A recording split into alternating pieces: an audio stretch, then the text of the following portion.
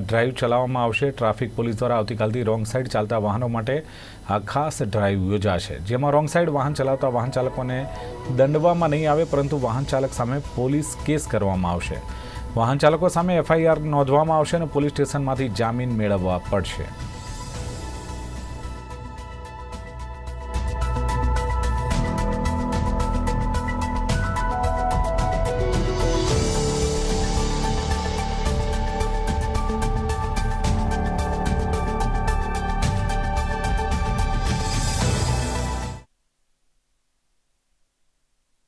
વિરુદ્ધમાં આ traffic police છે તેઓએ ડ્રાઈવ ચલાવશે।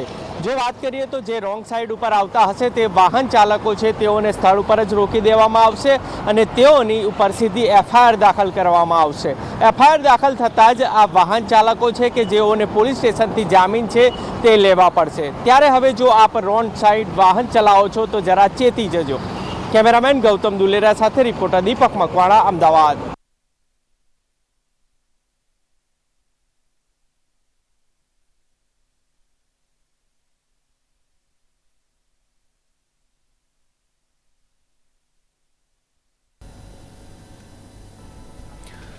બનાસકાંઠાના નવનિયુક્ત સાંસદ ગેનીબેન ઠાકોર ચૂંટણી